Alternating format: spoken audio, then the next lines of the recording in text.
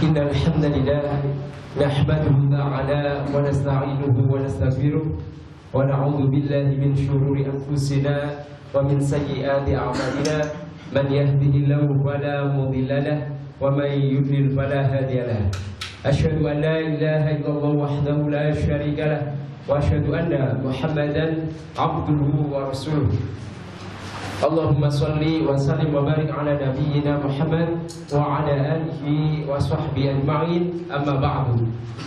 Baik, Mas Amnu dan juga ibu-ibu sekalian yang berbahagia, insyaallah di kesempatan sore hari ini kita akan belajar kembali, mempelajari kembali bagaimana terkait dengan ilmu-ilmu dalam agama Islam.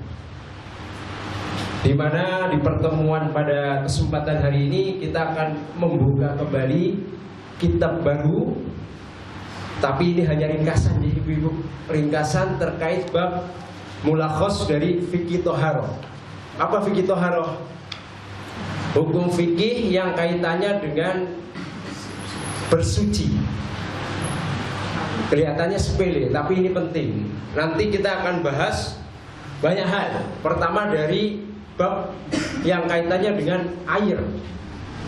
Kemudian ada bab tayamum, wudu, ada istinja, ada terkait dengan haid, istihadah, hukum orang membaca Al-Quran ketika haid, hukum orang perempuan ya bertawaf ketika haid. Kita akan bahas semua insyaallah. Ini kitabnya cukup panjang ya Bu, meskipun hanya ringkasan ternyata halamannya saya lihat itu sekitar berapa ini? Lumayan panjang ini Bu. Jadi bisa lama ini. Seratusan halaman Bu. 155 halaman pada ringkasan Bu. Kebayang ya Bu kalau kitab induknya seberapa tebal. Tapi mudah-mudahan meskipun kita belajar dari hanya ringkasan, kita tetap dapat mengambil faidah. Dan di sini kitab yang akan kita pakai adalah kitab dari ringkasan Asy-Syaikh Alawi Ibni Abdul Qadir As-Saqaf. Ini pernah kita bahas ringkasan beliau juga dalam bab puasa, fikih siam kalau tidak salah waktu itu. Tapi tipis kan waktu itu ya Bu. Sekarang lebih tebal karena banyak yang akan kita bahas. Baik, untuk mempersingkat waktu, kita akan masuk ke al-babul awal. Bab yang pertama yaitu al-miyah atau air. Nah, di sini ada beberapa pembahasan. Di antaranya adalah jenis air dan juga hukum-hukumnya. Kemudian ada terkait masalah keraguan dan kesamaran pada air. Kemudian yang ketiga adalah pembahasan terkait dengan air bekas orang ataupun hewan, bagaimana hukum mempergunakannya. Nanti ada 3 poin penting yang terkait dengan bab air ini. Baik, sebelum kita membahas satu persatu tadi, kita pertama akan membahas terkait dengan bab bagaimana Islam atau urgensi bersuci di dalam Islam. Bagaimana? Jadi pentingnya bersuci di dalam Islam. Nah, Islam sangat memperhatikan terkait dengan kesucian. Ya, makanya ada ayat Al-Quran, ada hadis-hadis Nabi SAW yang menyinggung khusus terkait dengan bab kesucian ini. Di antaranya adalah firman Allah Subhanahu wa taala, "Wa thiyabaka fatahhir." Maka dan pakaianmu maka sucikanlah. Nah, ini dalam surat Al-Mudaththir ayat 4 Ibu. Dan pakaianmu maka sucikanlah. Nah, para ulama memberikan penjelasan di sini bahwasanya seorang, ya ini perintah untuk Nabi Muhammad SAW, tapi juga berlaku untuk umatnya. Jadi Allah Subhanahu wa taala memerintahkan nabinya untuk mensucikan dirinya dari berbagai macam noda-noda, baik noda-noda yang ada di dalam hatinya seperti apa Bu? Noda syirik, ya, dengki, iri, khurafat. Apa khurafat istilahnya apa Bu? Percaya klinik misalkan, ya. Jadi orang tersebut dekat dengan klinik-klinik itu jadi harus disucikan. Mistis, sombong, termasuk. Apalagi sumah misalkan. Oh banyak ya. Intinya di sini diperintahkan untuk mensucikan dirinya dari berbagai macam noda batin ataupun noda yang terdapat pada badan terkhusus pada pakaian. Jadi diperintahkan untuk apa? Mensucikan, membersihkan pakaiannya dari noda-noda najis di situ. Makanya ini Islam luar biasa ya Bu, sedetail ini. Kemudian dalam hadis diriwayatkan dari Abi Malik al-Asy'ari radhiyallahu anhu, anna Nabiya sallallahu alaihi wasallam qala, bahwasanya Nabi sallallahu alaihi wasallam bersabda, at-tuhuru syatrul iman, bahwasanya suci itu adalah sebagian dari iman. Nah, ini Bu, suci sebagian dari iman. Tapi ada sesuatu ungkapan yang tersebar dalam masyarakat. Apa Bu? Yang sering kita dengar, an-nadhafatu minal iman, kebersihan dari iman. Nah, untuk ini saya kasih garis bawah, para ulama menjelaskan kalau yang kedua ini, kebersihan dari iman, itu hadisnya palsu, bukan hadis Nabi. Jadi yang hadis Nabi yang ini apa? Kesucian, bukan kebersihan.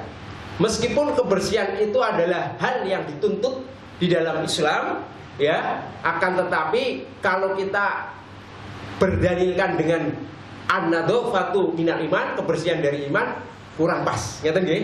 Jadi tidak boleh kita berargumen misalkan untuk apa? Memotivasi anak kita, nak, ayo bersihkan badannya, bersihkan tuh sumur-sumur, bersihkan kamar mandi, bersihkan halaman rumah, karena kebersihan sebagian iman. Nah, kurang pas. Kalau kita menisbahkan itu dari Nabi Shallallahu Alaihi Wasallam, ya, yang benernya apa? Hadis yang at-tuhuru atau at-tuhuru syatrul iman. Jadi kesucian sebagian dari iman. Suci ya Bu. Kalau suci pas ini hadisnya ya. Hadis ini adalah hadis yang sahih. Gitu ya Bu ya. Nah itu dari apa? Apa namanya? Perhatian agama Islam terhadap hal-hal yang kaitannya dengan bersuci. Ada ayat Al-Quran, ada hadis Nabi Shallallahu Alaihi Wasallam. Kemudian juga bagaimana Allah Subhanahu Wa Taala ketika ada orang-orang yang mereka menjaga dari kesuciannya, menjaga dari apa namanya hal yang suci untuk dirinya. Maka Allah Subhanahu Wa Taala berfirman, Innallaha yuhibbut tawwabina wa yuhibbul mutatahhirin. Sesungguhnya Allah itu cinta, senang kepada orang-orang yang selalu bertobat dan juga orang-orang yang selalu mensucikan dirinya. Nah, utamanya itu. Makanya kalau kita itu sering berwudu, batal wudu itu ya. Hidup kita akan dalam kesucian terus ya. Wah, bakal dicintai Allah terus. Diamalkan dari Bu. Kadang-kadang ya. Insya Allah ya Bu, jaga kesucian. Kalau misalkan habis apa namanya buang hajat, wudu. Bahkan ada tuntunan kalau kita mau tidur disuruh wudu enggak Bu? Ada. Iya. Keutamanya apa Bu?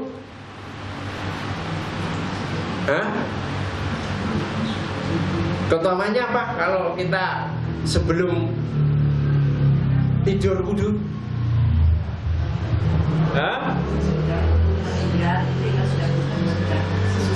Suci ya. Ya pengaruhnya itu, tapi ada keutamaan lain ya. Di antaranya apa? Apa Mas? Nah, didoakan malaikat Bu. Jadi tidur kok didoakan, enak banget ya Bu ya. Yang doakan siapa? Malaikat. Ini Masya Allah Bu. Makanya Itu ada hadis ya. Jadi kalau bisa, kalau nggak ngantuk banget atau ketiduran, usahakan wudhu dulu sebelum tidur. Karena ada doa malaikat yang terus teriring untuk kita. Coba, selama kita tidur, coba tidurnya enak, dapat doa dari malaikat. Terus double pokoknya nikmatnya. Itu Islam, Bu. Jadi nikmatnya banyak kan, Bu? Terus nggak diragukan toh? Coba. Jadi intinya kalau Islam itu dari bangun tidur sampai tidur ibadah kabeh. Keutamaan semua. Kalau tahu ilmunya. Nah, ini pentingnya belajar. Nera ngerti ilmunya ya nggak bisa ngamalin. Ya toh? Nah, begitu. Jadi ini pentingnya belajar ilmu agama. Kemudian kita masuk ke bab pertama, definisi dari bersuci dan jenis-jenisnya. Apa sih bersuci itu? Secara bahasa adalah an-nazahah, yaitu kebersihan. Wa nadhafatu minal adnas wal ausakh, yaitu kebersihan dari berbagai macam bentuk kotoran. Itu secara bahasa. Ya, bersuci apa? Bersih dari berbagai macam bentuk kotoran atau noda. Terus bersuci secara istilah apa, Bu? Pernah mendengar? Apa, Bu? Bersuci secara istilah apa maknanya? Kalau secara bahasa kan apa? Membersihkan, ya, kebersihan atau kebersihan dari berbagai macam kotoran atau noda. Kalau secara istilah apa? Mengangkat hadat, ya, mengangkat kotoran, ya, dan menghilangkan kotoran. Ya, makanya kalau kita berwudu dikatakan bersuci enggak, Bu? Bersuci. Kalau kita mandi wajib juga bersuci. Ya, dan selainnya. Nanti kita akan bahas. Kemudian toharoh itu secara itlaq, secara mutlak memiliki dua makna. Yang pertama adalah menghilangkan kotoran, yaitu najis. Ya, menghilangkan apa? Najis. Itu ya. Jadi toharoh bersuci itu adalah menghilangkan najis. Baik dia menyucikan badan ataupun pakaian ataupun tempat-tempat, ya. Jadi kadang-kadang kan kalau badan kita kadang-kadang terkena kotoran cicak mungkin, kemudian kotoran kucing, ya toh. Kadang-kadang pakaian kita ada cicak yang sembarangan ya, plok, kena kan najis. Maka kalau kita menghilangkan itu, membersihkan itu namanya apa? Bersuci, ya. Atau kadang-kadang ada kotoran banyak sekali di halaman atau dimanapun. Nah, itu juga sama. Kedua, maknanya adalah raf'ul hadas, yaitu mengangkat hadas. Maknanya apa? Maksudnya adalah bersuci dengan cara berwudu atau mandi. Nah, ini ada dua makna ya, Bu. Yang pertama, toharoh itu adalah membersihkan badan, pakaian atau tempat dari berbagai macam kotoran. Itu makna apa? Toharoh atau bersuci. Yang kedua adalah menghilangkan atau mengangkat hadas, yaitu apa? Berwudu dan juga mandi wajib. Jadi ada dua makna. Jadi kalau ibu membersihkan kotoran itu namanya apa? Bersuci. Itu ya. Wudu juga bersuci. Begitu ya, Bu ya. Jadi jangan kita berpikiran kalau bersuci berarti hanya wudu loh atau mandi wajib, tidak ya. Tapi lebih ada makna lain. Gitu, J. Bisa dipahami, J. Makanya kalau nanti kita ada buang kotoran, ada dua cara ya. Kita bersucinya dengan apa, Bu? Dengan air, cebok, dengan juga bisa dengan istinja. Istijmar ya. Istijmar dengan apa? Dengan batu atau dengan tisu, bisa. Dengan itu najisnya hilang nggak, Bu? Hilang kan? Iya. Nah itu, makanya ada nanti pembahasan itu. Nah ini, jadi kalau bersuci bisa apa? Bisa dua makna. Bisa dipahami ya ibu ya. Nah, jadi ibu kalau membersihkan pup anak atau cucu yang masih bayi, ya itu bersuci maknanya ya. Baik. Kemudian berikutnya adalah jenis bersuci. Ya. Pertama ditinjau dari sisi tempatnya. Ya, ini terbagi menjadi dua, yaitu bersuci secara batin. Apa Bu maknanya? Tadi sudah saya singgung. Bersuci untuk apa? Urusan batin kita, hati kita. Apa Bu? Adi. Berarti membersihkan diri dari apa? Hah? Dari apa Mas? Iya, dari kesyirikan. Iya, keyakinan apa? Ada sesembahan selain Allah. Nah, kita tolak. Ada hasad, kita bersihkan hati kita. Ada dengki, ada iri, ada riya, ingin dipuji terus, sombong, kita bersihkan. Itu yang pertama ya. Jadi mensucikan secara batin. Dia adalah thaharatul qalb, yaitu menyucikan hati dari berbagai macam kesyirikan, ya, kedengkian, kemarahan terhadap hamba-hamba Allah Subhanahu wa taala. Jadi manakala ibu nanti ada perselisihan dengan tetangga, dengan kawan ibu yang lain, ibu segera sucikan hatinya, ya, dihilangkan apa dendamnya, marahnya. Nah, itu namanya apa? Bersuci secara batin. Itu J. Kemudian yang berikutnya adalah toharo secara hisia. Apa itu maknanya? Ya, yaitu bersuci dari berbagai macam hadas ataupun najis. Ya.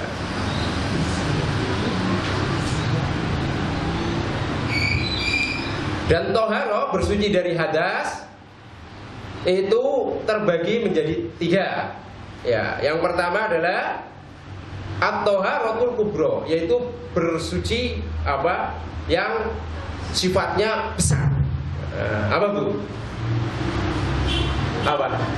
Jadi membersihkan diri dari najis yang besar, hadas besar. Apa Bu?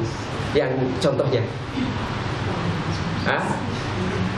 Contohnya apa? Mandi junub, betul. Iya loh.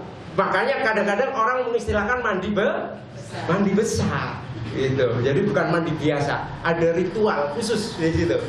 Nah, contohnya itu mandi, ya Bu. Kemudian ada istilah toharatus sugro, ya. Nah, toharo yang sifatnya kecil. Apa Bu? Dari hadas-hadas kecil. Misalnya membersihkan diri dari karena habis kentut, ya, bersuci karena apa? Buang air kecil, karena pup. Nah, apa contohnya Bu? Berwudu. Nah, itu toharatus sugro. Kemudian ada yang ketiga, bersuci untuk menggantikan keduanya, ya, menggantikan mandi dan juga berwudu. Apa Bu contohnya? Hah? Apa? Tadi? Tayamum, betul. Jadi tayamum itu adalah pengganti. Ibu pernah bertayamum? Hah? Dalam hidup ini airnya pada melimpah ya di Indonesia. Itu kenapa Bu kok bertayamum? Kan badar pengganti. Artinya pengganti itu menggantikan manakala tidak ada air. Sementara mungkin lingkungan ibu banyak air, kenapa masih bertayamum? Kapan ya? Di kendaraan. Oh, saat di kendaraan. Terus ada lagi yang lain? Sakit, betul. Jadi kadang-kadang orang bertayamum itu meskipun ada air bisa digantikan dengan apa, bersuci itu meskipun kadang-kadang ada air. Kan harus kalau ada air bersuci dengan air. Sedangkan tayamum hanya pengganti. Tapi kadang-kadang boleh bersuci dengan tanpa Air. Salah satunya ketika orang sakit ya Bu. Kalau safar kadang-kadang bisa menggunakan air ya. Kecuali kereta kan nggak bisa berhenti. kereta ada airnya loh Bu. Iya kan? Sekarang kan kamar mandinya luar biasa Bu. Bagus sekali di kereta. Ada yang bagus gitu loh. Hah? Ada yang ujungnya Waduh ya. nggak nyaman gitu. Tapi kalau ada air harus loh Bu ya. Harus. Kalau ada air nggak boleh diganti. Karena nyaman itu beda ukurannya Bu. Nyaman dan tidak nyaman. Nah, Ibu bersihkan dulu kalau misalkan kadang maaf karena besi mungkin ya baunya agak-agak pesing gitu ya. Kalau di kereta gitu ya dibersihkan dulu pakai semprotan itu. Ketika yakin sudah hilang najis-najis yang mungkin di sekitar itu wudu. Pakai apa? Wastafelnya. Jadi pakai wastafel saja. Biasanya pakai semprotan itu soalnya. Oh, jadi nggak ada kerannya itu biasanya kalau di kecil. Tapi sekarang kayaknya ada Bu. Biasanya ada. Tapi kalau kaki kan sih disemprot. Yes. Dan coba saya tanya Ibu, pemahaman Ibu wudu itu harus 3 kali dengan air banyak tidak? Hah? Tidak kan? Jadi nanti biasanya kalau yang umroh atau haji ketika di pesawat dia sama pembimbingnya akan dikasih arahan bagaimana cara berwudu dengan air sedikit. Dengan air apa? Dengan air apa kayak apa itu? Spray ya? Dan akan diarahkan wudunya hanya yang wajib saja. Jadi nggak usah sampai yang detail.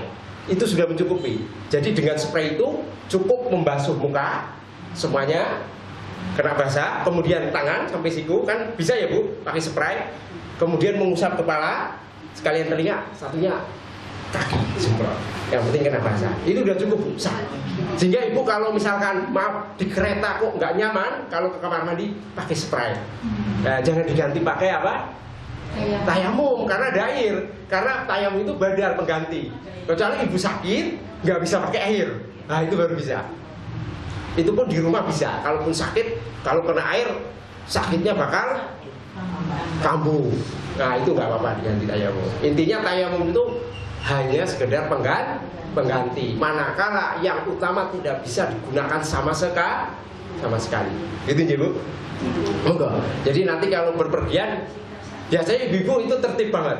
Jadi apa-apa itu dibawa selengkap-lengkapnya kalau pergi. Nah, termasuk botol spray itu loh, ya. Spray. Saya kadang-kadang bawa juga kalau jogo-jogo, nggak dapat air pakai itu. Jadi wudunya hanya yang wajib, Pak. Wajib saja. Jadi nggak usah sampai berkumur-kumur. Kalau berkumur ya buangnya susah juga nanti.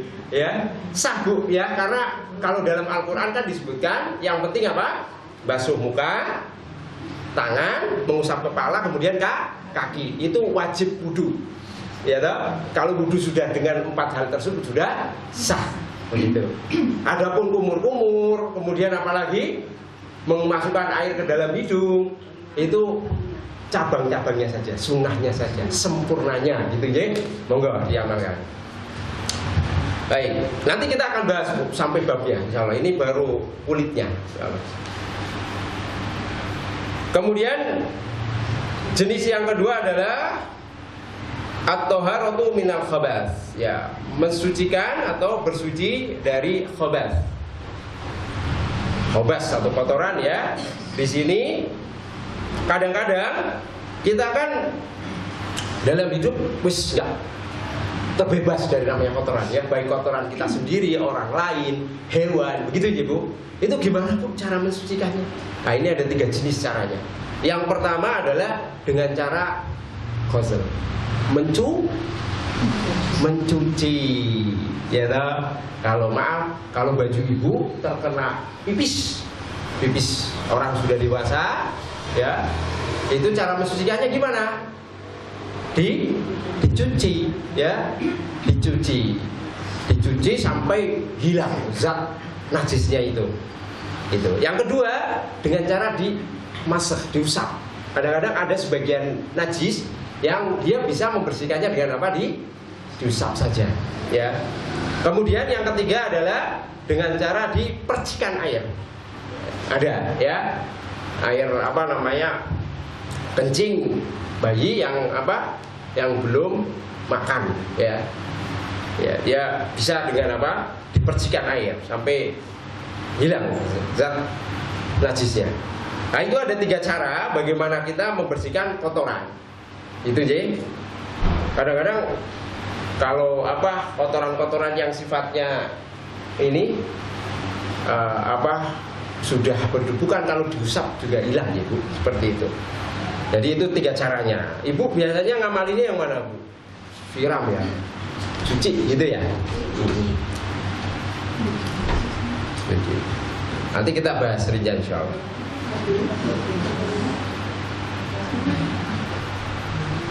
Kemudian kita membahas tentang definisi hadas dan jenisnya. Apa sih hadas Bu? Hadas apa hadas? Hadas apa?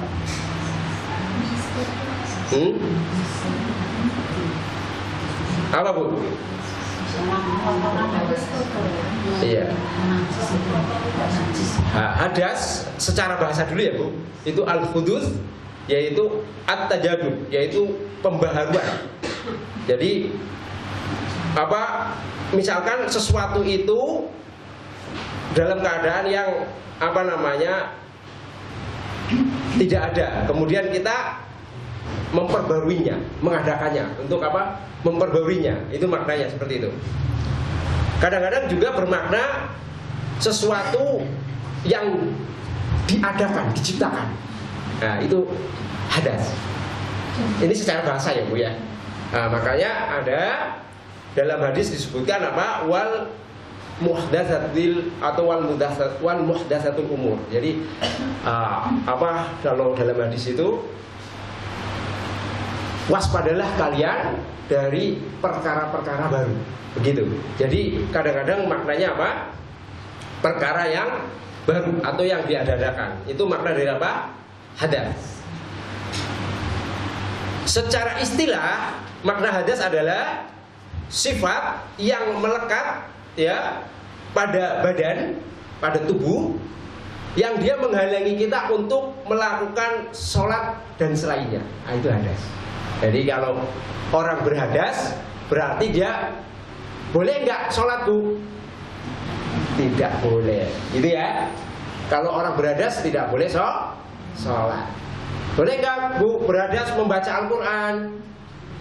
Nah, sebagian pendapat atau mayoritas tidak boleh.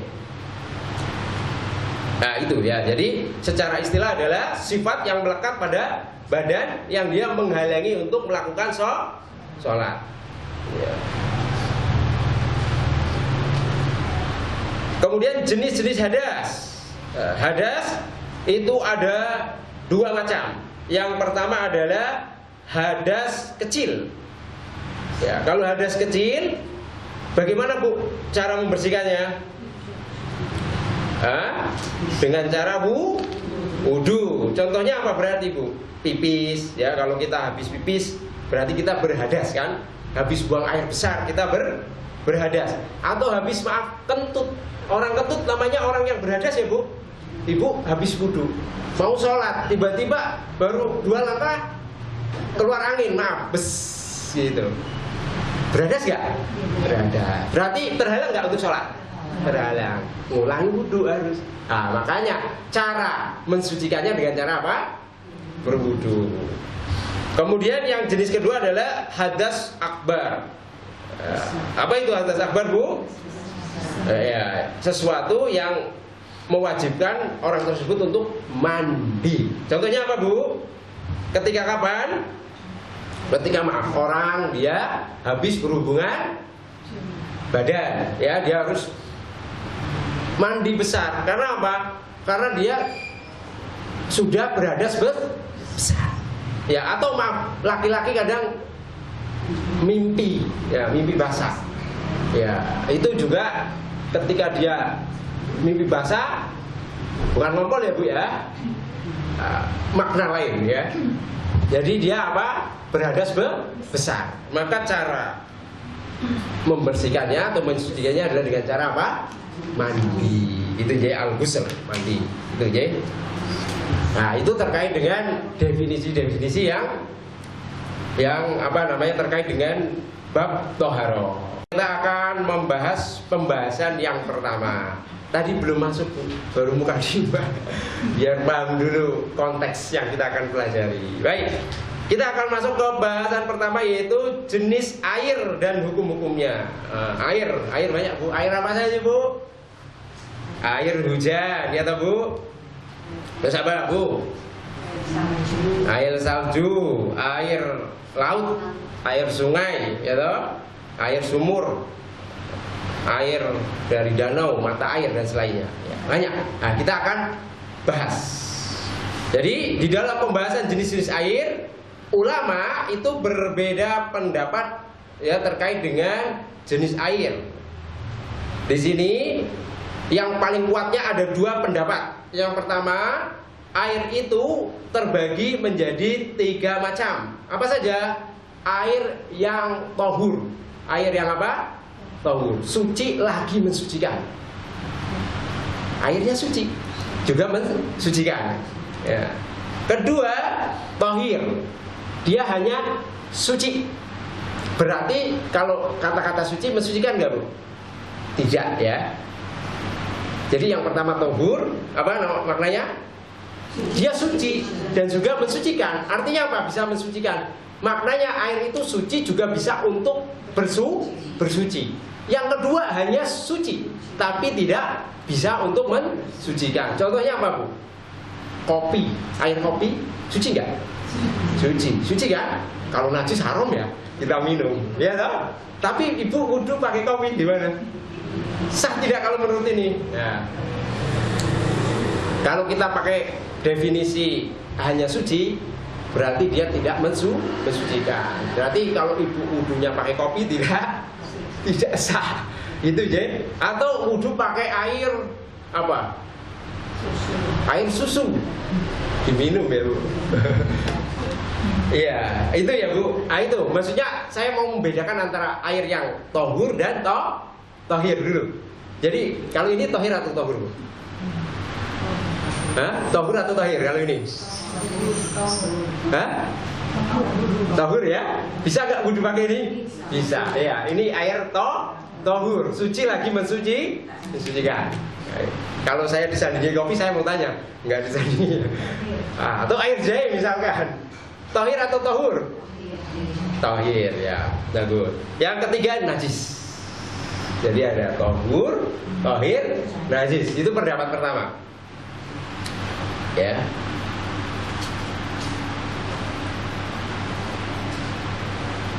Itu pendapat dari mazhab yang 4. Masya Allah ya Bu ya. Ada Hanafiyah, ada Malikiyah, ada Syafi'iyah, ada Hanabilah.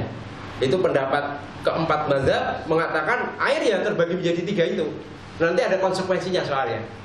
Bagaimana air kalau dicampur kapur barus, ya kan?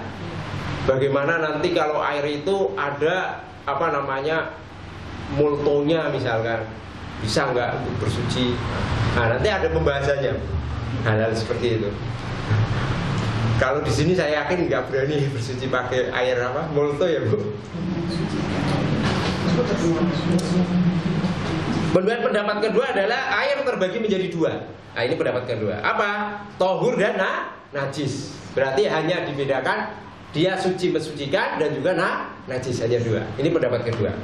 Ini pendapat dari sebagian kalangan Hanafiyah. Kemudian dipilih oleh Ibnu Taimiyah, Ibnu Baz, Ibnu Utsaimin. Ya, ini pendapat ulama terakhir sekarang.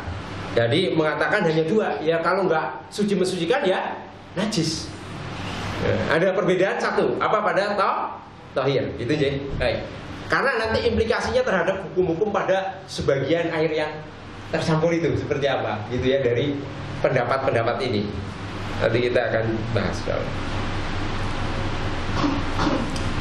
Kemudian kita sekarang masuk bab al-ma'ul mutlak, air mutlak. Nah, apa itu air mutlak? Air mutlak adalah air yang dia keadaannya tetap sebagaimana penciptaannya atau asalnya. Ya airnya seperti itu. Misalkan apa Bu? Air laut. Ya, itu air mutlak. Kenapa? Air laut asin apa anyep Bu? Asinnya gitu, memang sifatnya seperti itu. Gitu.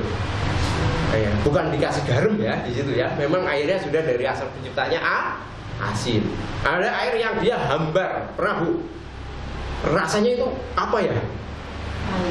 Hah? Payau ya, hambar. Nah, itu memang penciptanya seperti itu. Ada air yang ada manis-manisnya. Iya kan? Kadang-kadang dari mata air itu Masya Allah ada manisnya ya Bu. Jadi airnya jernih. Lem mineral itu kayaknya juga mungkin alami ya, seperti itu ya, hasil penyulingan saja. Jadi ngambil hanya difilter bakterinya, kemudian aslinya rasanya seperti itu. Nah itu ada seperti itu. Itu namanya air mutlak. Jadi memang asalnya seperti itu. Iya. Iya, air sungai. Makanya ini saya akan sampaikan apa sih jenis-jenis dari air mutlak. Nah, air mutlak yang pertama ma'ul mator, air hujan. Ibu pernah masak air dengan air hujan? Jadi ngerebus air untuk minum pakai air hujan, rasanya beda nggak dengan air sumur? Hah? Belum pernah? Satu pun di sini Ibu belum pernah? Pernah? Rasanya sama atau beda Bu? Hah? Ibu pernah kan?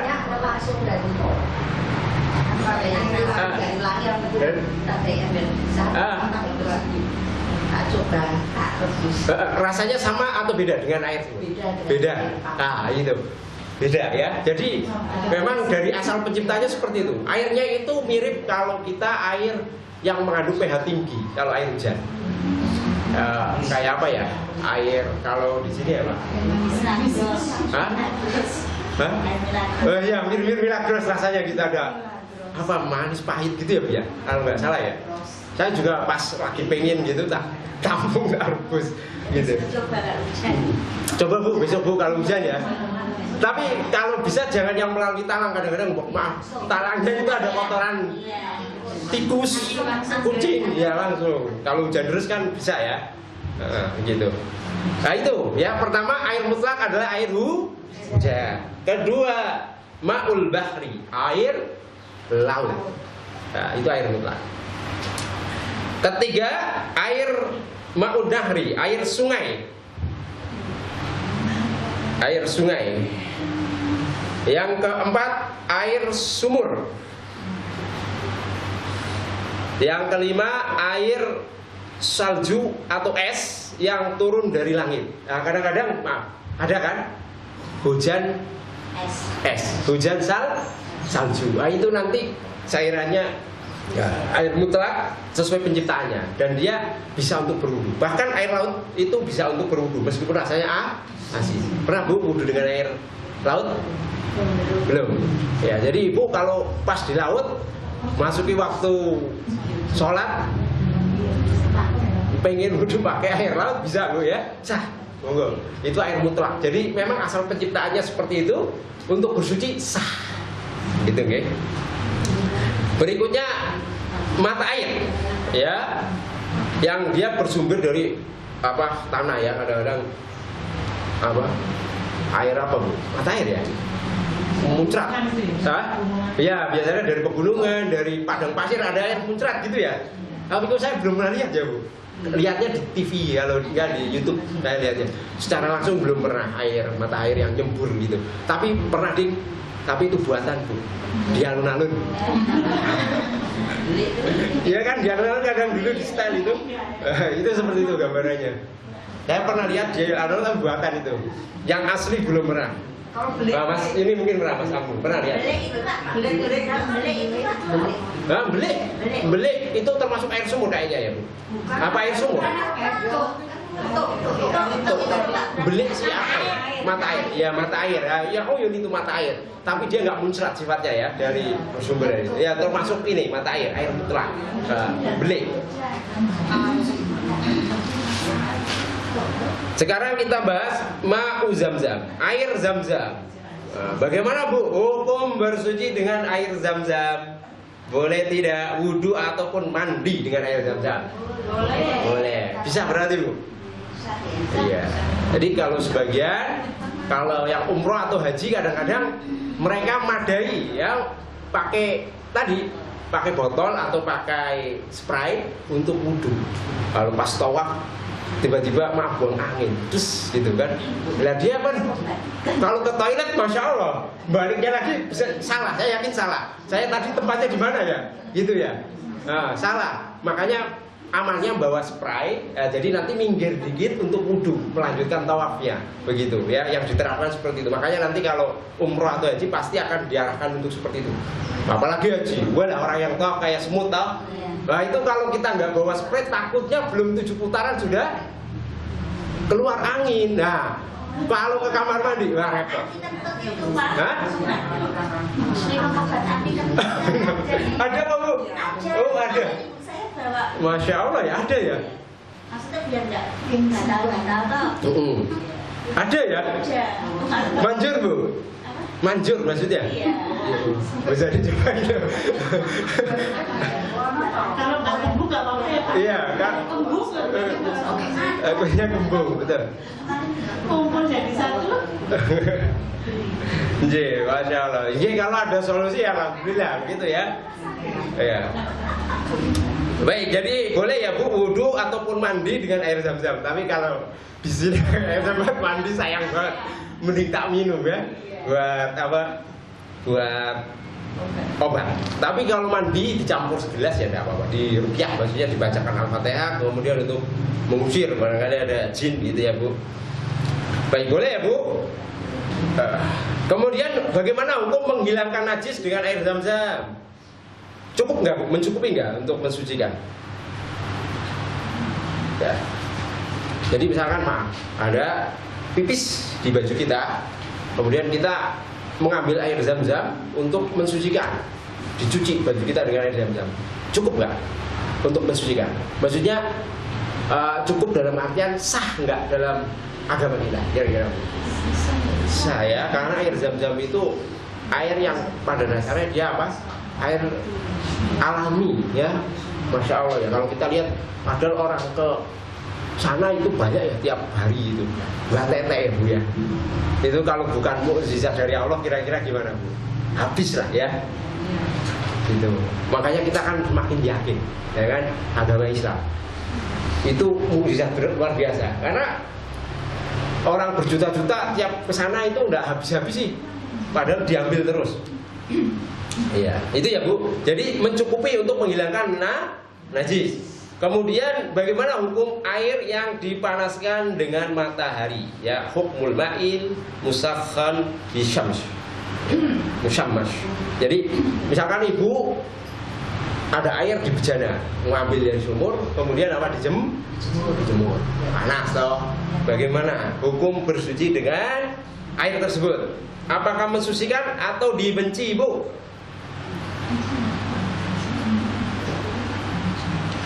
Atau kadang-kadang maaf di hotel ya Bu, airnya 2 pilihan, dingin atau panas. Orang sepuh kalau di hotel kan hawanya dingin, mesti milihnya pakai air hangat untuk wudhu, untuk mandi. Boleh nggak Bu bersuci dengan air tersebut? Apakah mencukupi? Apakah dibenci? Apa Bu?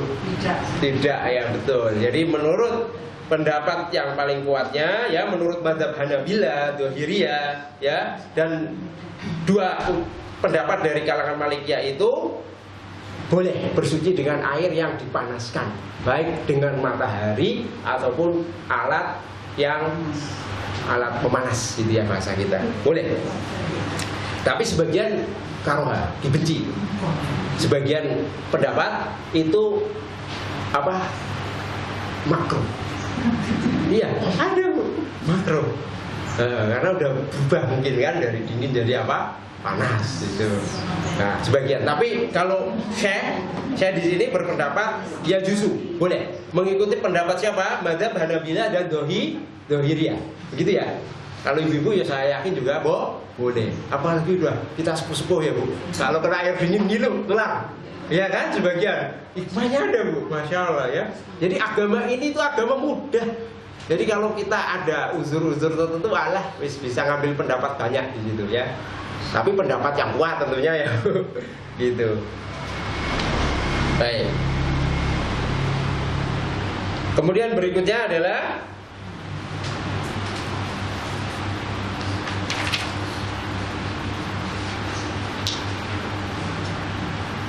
air yang dia dipanaskan dengan sesuatu yang suci. Gimana hukumnya? Tentunya mencukupi ya, saya tidak bahas. Boleh. Nah sekarang membaca gimana kalau dia dicampur ya, dipanaskan dengan sesuatu yang najis ya, dipanaskan dengan sesuatu yang najis. Contohnya apa Bu? Dipanaskan dengan sesuatu najis. Itu kalau orang yang bisa itu mandinya air hangat terus kasih garam suka itu gimana?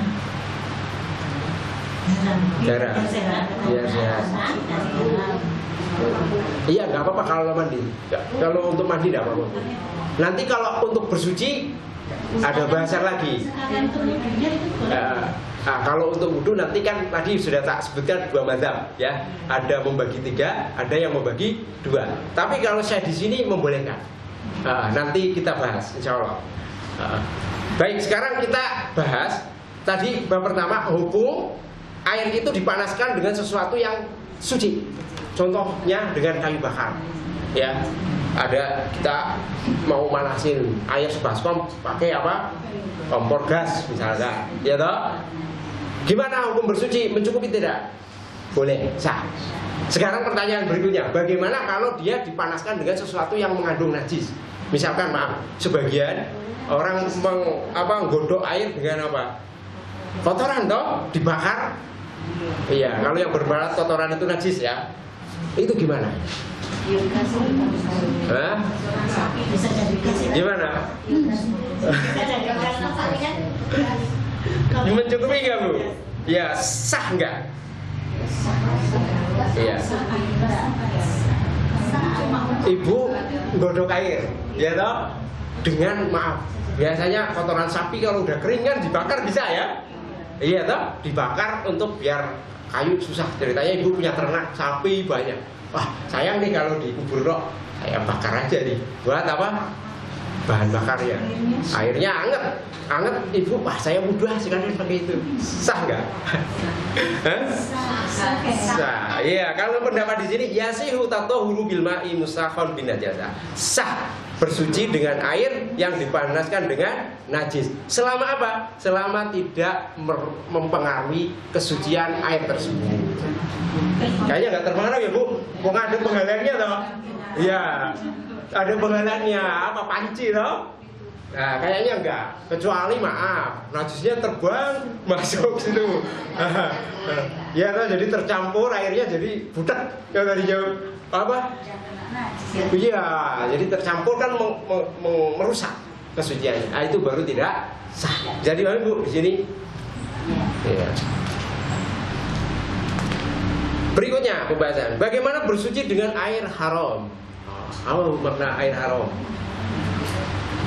Air yang haram. Maaf, ada orang nyolong, nimba di tempat sumur tetangganya, padahal nggak diizinkan. Atau ngerampok di tengah jalan, kasih nggak airnya untuk saya? Saya belum wudu, untuk wudu. Dia terpaksa karena diancam toh. Rampas, airnya rampas. Gimana hukumnya bersuci dengan air? Kadang-kadang ada kejadian soalnya di padang pasir, boleh air suci, susah, ya toh? Dia butuh untuk bersuci kan? Waduh, piye ini jaluk raule. Akhirnya dia ngerampok. Wah, ini kalau nggak ngerampok nggak dapat air, dia ngerampok. Padahal bertayamum juga bisa ya, bertayamum bisa. Mungkin dia hilang. Dia ngerampok airnya. Gimana kalau air tersebut digunakan untuk bersuci Bu?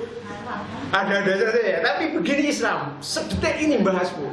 Ya, Masya Allah, sedetik ini. Gimana hukumnya? Udah jam 5. Itu kecepatan nggak Bu ya? Kecepatan ya? Kecepatan 10 menit ya? Masih 51, masih 10 menit. Baik. Gimana hukumnya? Gimana usah pernah mendengar?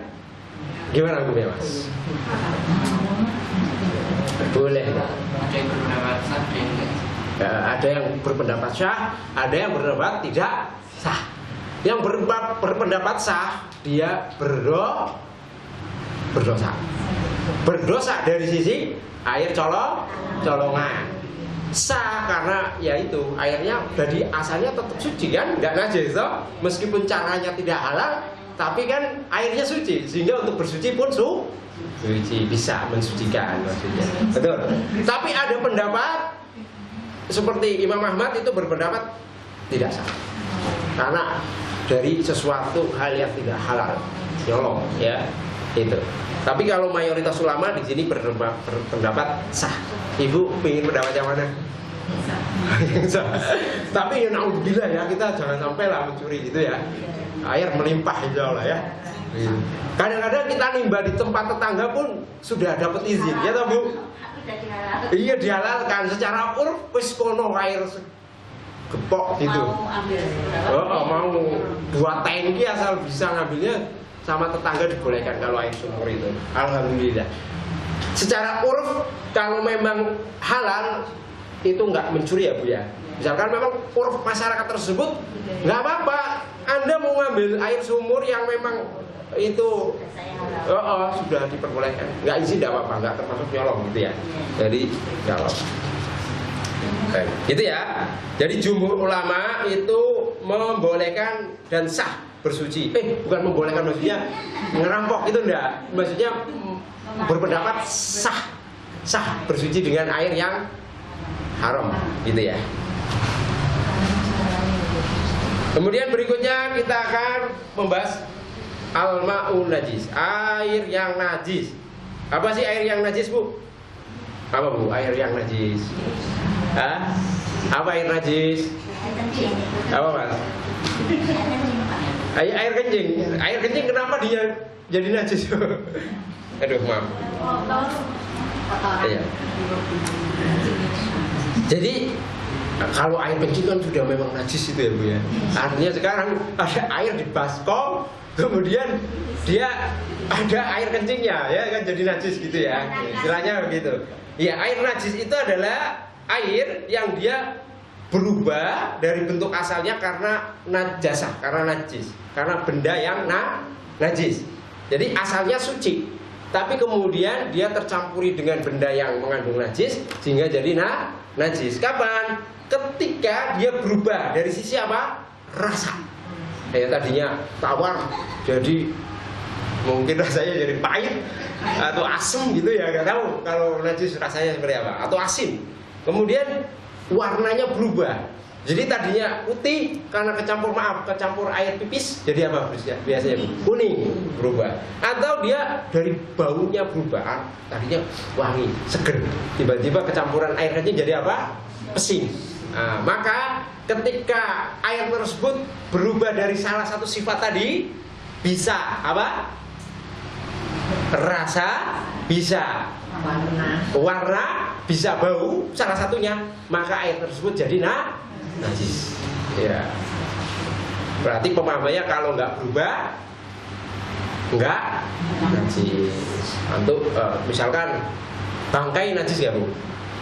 Najis. Ada bangkai kita lempar ke laut, atau ada orang lempar bangkai ke laut, berubah nggak air laut jadi kecut gitu? Enggak ya, tetap asin. Baunya berubah nggak? Enggak. Kira-kira tetap suci nggak? Tetap suci, karena nggak berubah meskipun tercampur najis. Nah itu nanti kita bahas. Iya, makanya air yang najis itu kalau air suci itu tercampur najis sampai berubah dari salah satu 3 sifat tadi: rasa, warna, bau. Nah, jadi ibu kalau lihat air di kolam di sumur ya, atau kalau sumur kayaknya kadang-kadang nggak berubah, kadang-kadang, tapi sebagian berubah, bau, ketokolan bangkai ayam berubah itu sumur, ya Bu. Ya berarti itu nggak suci Bu ya, kalau sudah berubah. Yang lebih kecil, misalnya di ulah, di dalam sumur karena ada ulah ya, di bak mandi. Iya, itu ada tikus masuk gitu kan, tiba-tiba airnya bau. Jadi nyaris ya Bu. Nah, warnanya berubah, yang tadinya air pam kan putih gitu ya, jadi agak kuning-kuning gitu. Najis Bu. Atau dari rasanya, tapi mau aku ngerasani ya, nggak mau kita ngerasani karena umumnya kalau dari rasa kayaknya jarang orang apa. Iya, geli ya kita ya, geli gitu. Ya Bu, begitu ya Bu. Yang penting salah satunya itu ada sifat itu maka menjadi apa? Najis. Tidak boleh untuk bersuci.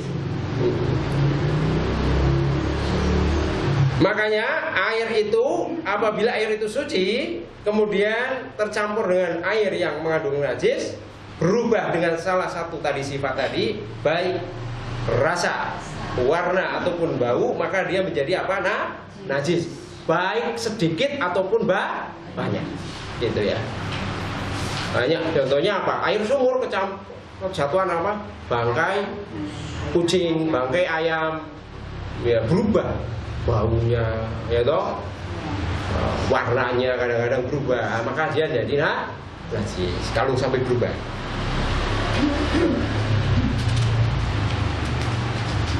Kemudian bagaimana Bu apabila air itu banyak tercampur najis? Kepiye Bu? Apakah jadi najis juga atau tidak? Ya, seperti laut, sungai, air sungai maaf. Sebagian orang kadang-kadang itu ya Bu, gimana? Itu jadi najis enggak air sungainya?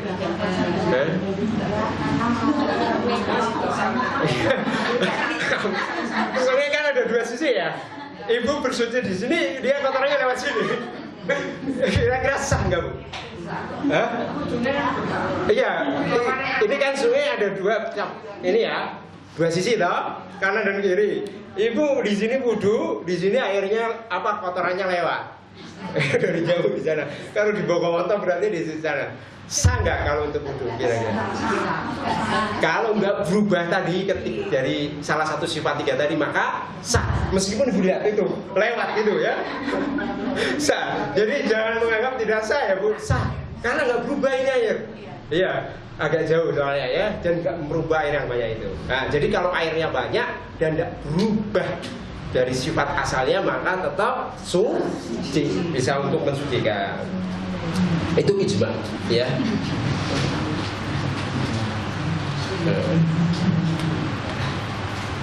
Intinya di situ ya Bu. Kemudian bagaimana kalau airnya sedikit Bu? Sedikit sebaskom. Ketoburan tai cicak. Nah, berubah nggak Bu? Berubah nggak ketoburan tai cicak satu baskom? Atau ulah ibu apa namanya?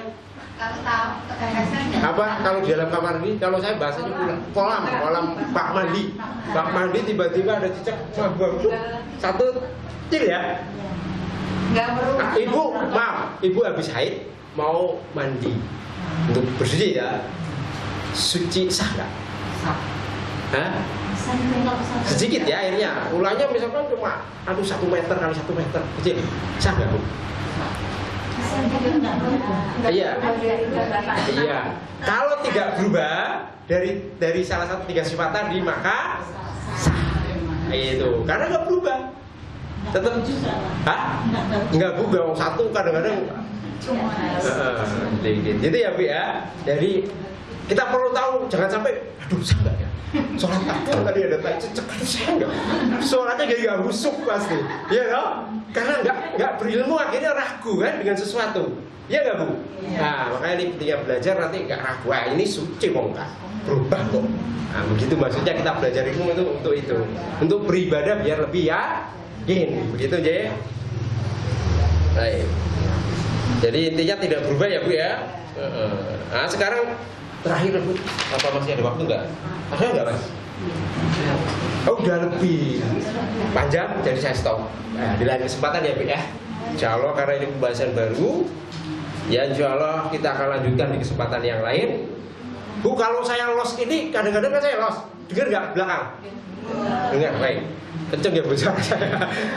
Baik, Ibu cukup ya. Insya Allah kita akan bahas di lain kesempatan. Walau alam, kalau kita dikasih umur panjang kayaknya 1 tahun nggak selesai ini. Ya, mudah-mudahan kita dikasih umur panjang hingga menyelesaikan kitab ini. Bismillah ya. Saya cukupkan belajarnya di kesempatan sore hari ini. Mudah-mudahan bermanfaat untuk kita semua. Saya akhiri wabillahi taufiq wal hidayah. Wassalamualaikum warahmatullahi wabarakatuh. Waalaikumsalam warahmatullahi wabarakatuh.